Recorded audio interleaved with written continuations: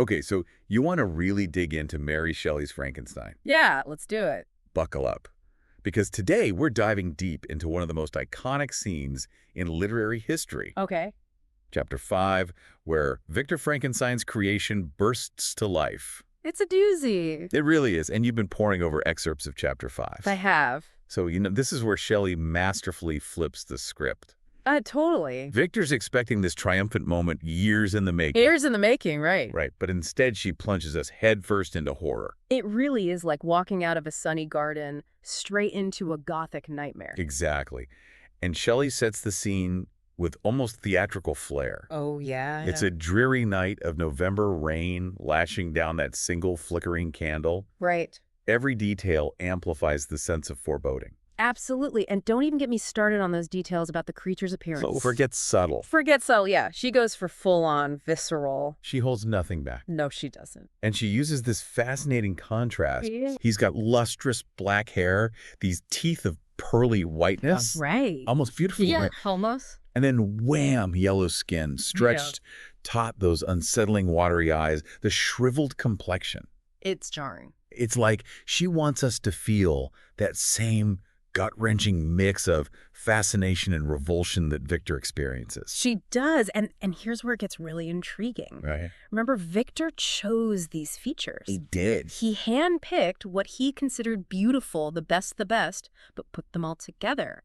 He's horrified. So is it the creature itself he hates, or is it this horrifying realization that he's created something utterly beyond his control? I think that's the million-dollar question. Yeah. And it cuts right to the core of what Shelley's exploring. This isn't just a horror story. It's about the dark side of ambition, the weight of creation, and this really uncomfortable question about what we truly find beautiful and why. And hold on to your hats, folks, because at this point, the creature hasn't even done anything remotely monstrous. He's practically an infant, taking his first breaths, moving involuntarily. Right? Yet Victor's reaction is extreme. Totally. He bolts, can't sleep, gets tangled up in these incredibly vivid nightmares. And those dreams are wild.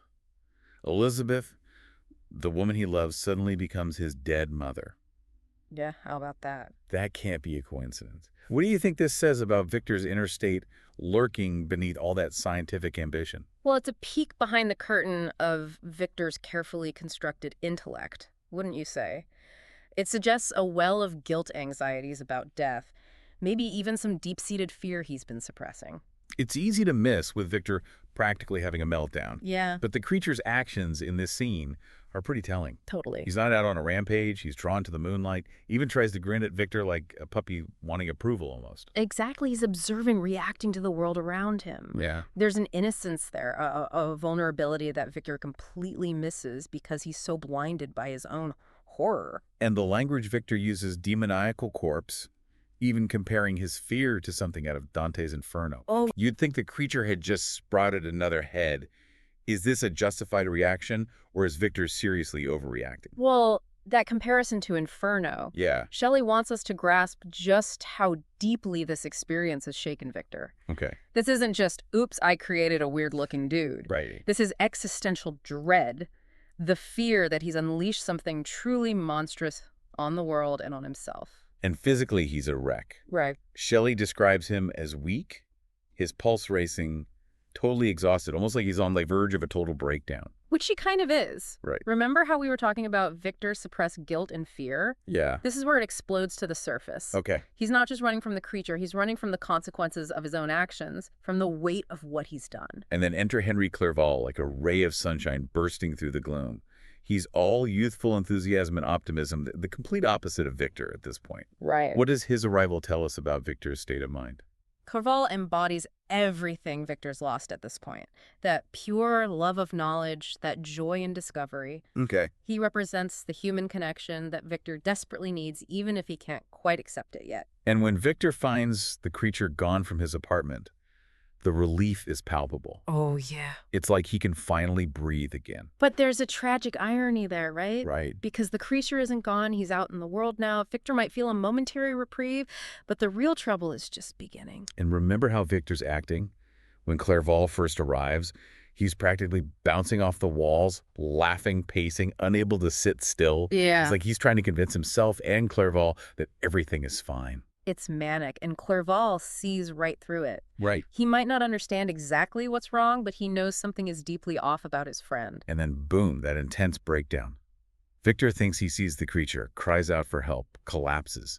It's a complete mental and emotional crash. You think of it as the other shoe dropping all that repressed fear, guilt, and responsibility Victor's been running from. It crashes down on him, and Shelley masterfully uses this moment to foreshadow the dark turn the story's about to take. It really does feel like that, doesn't it? Yeah. Watching something spiral out of control and just bracing for impact. Totally, and that's what makes the scene so powerful. Yeah. It's suspenseful, it's terrifying, and it just gets you thinking about Victor, about about creation itself, you know? Right. So let's talk about Victor. What does his extreme reaction in this chapter tell us about him? Is he really just terrified by the creature's appearance, or is there something more going on? Well, I mean, on the surface, it seems like a simple case of, oh, this guy's hideous. Right. But remember, Victor chose those features. He did. He was aiming for beauty. Exactly. Lustrous hair, pearly white teeth. He wanted to create something beautiful, but when he actually sees it all put together, he completely loses it. So is it the act of creation itself that terrifies him? This idea that he's crossed some kind of line, playing God, and now he's created something he doesn't understand, let alone control. I think you've hit the nail on the head. He wanted to conquer death, to control the very essence of life.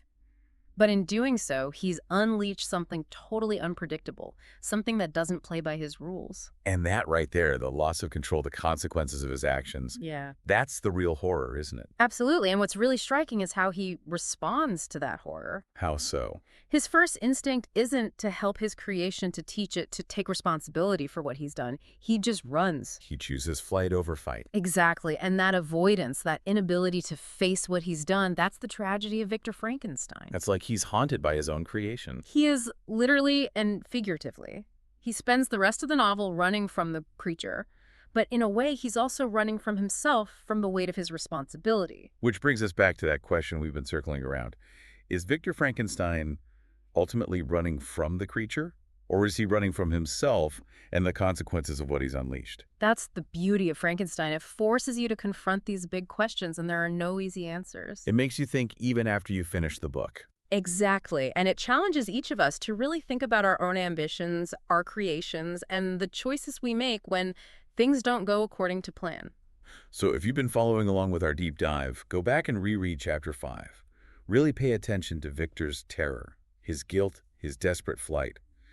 Don't just see them as plot points, but as glimpses into the heart of what makes Frankenstein such a powerful and enduring story. It's a story that stays with you. It really does. Yeah. And ask yourself this, what is Victor so afraid of? The answer might surprise you.